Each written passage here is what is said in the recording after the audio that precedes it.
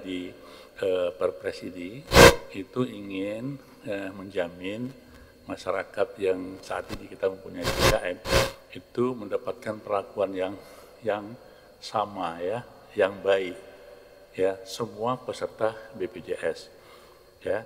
Nah, makanya dikeluarkan KRIS, salah satunya adalah mengatur sarana prasarana untuk ruang rawat inap yang disebut dengan kelas rawat inap standar ya. Ada 12 komponen yang harus memenuhi syarat itu. Nah, kenyataan di lapangan saat ini memang ada kelas 1, kelas 2 dan kelas 3 ya. Dan sebagian sudah memenuhi standar itu, tetapi sebagian belum. Makanya dengan Perpres ini diatur.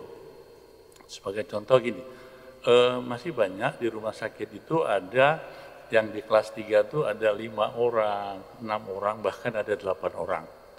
Nah, dengan Perpres ini, tetapi KRIS ini sebetulnya sudah diawali setahun 2 tahun yang lalu ya. Bahkan ada SK Dirjen yang mengatur umpamanya rawat inap itu maksimal hanya boleh 4 tempat tidur dengan memenuhi 12 komponen tadi. Ya, komponen itu banyak sekali. Nah, dengan komponen itu menjamin semua peserta ini mendapatkan layanan yang sama, termasuk layanan medis. Jadi saya ulangi, layanan medis maupun layanan non medis, semua peserta JKN ini mendapatkan yang sama. Begitu ya. Nah, tentu saja, nanti kalau mau iuran mungkin silakan dijawab oleh itu.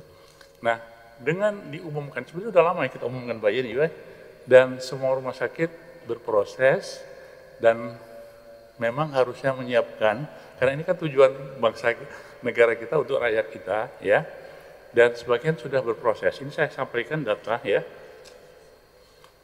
Ini di kita itu ada 3.176 rumah sakit ya secara nasional ya, yang akan diimplementasikan masuk KRIS itu adalah 3.060. Ya, sedangkan targetnya 30 April ini adalah 2.858. Nah, kemudian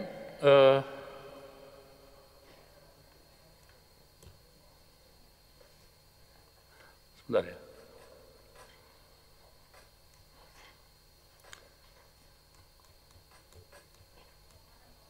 Oh ini, sebentar.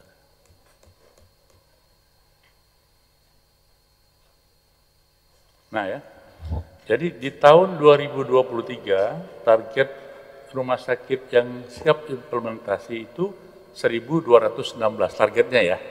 Jadi 2023 sudah berproses ini ya. Nah, Kementerian Kesehatan melalui Direktur Jenderal Pelayanan Kesehatan sudah mengatur ini dan tercapai 995 tempat tidur rumah sakit yang sudah dapat masuk itu ya.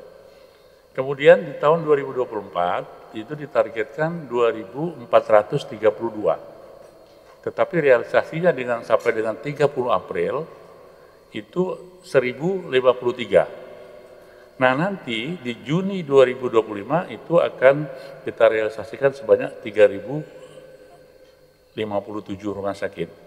Nah, dengan catatan juga dengan Kep Dirjen itu mengatakan rumah sakit pemerintah itu diharapkan minimal 60% itu harus KRIS.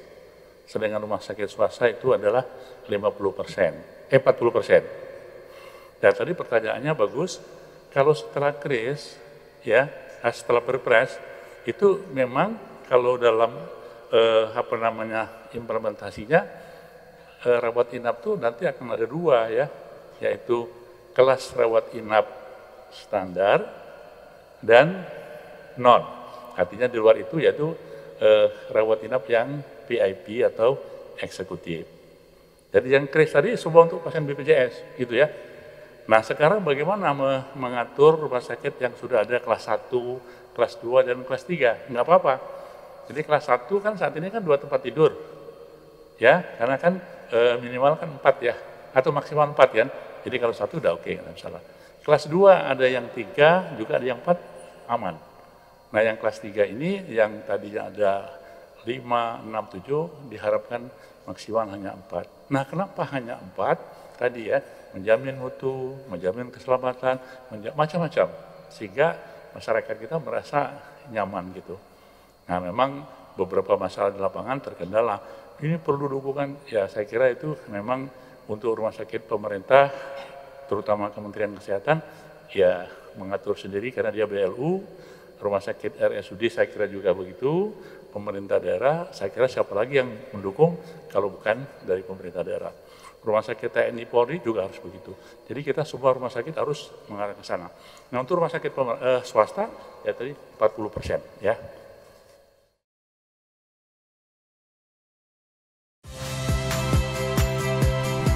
Saya Liviana Cerlisa. Saksikan program-program Kompas TV di siaran digital, pay TV, dan media streaming lainnya.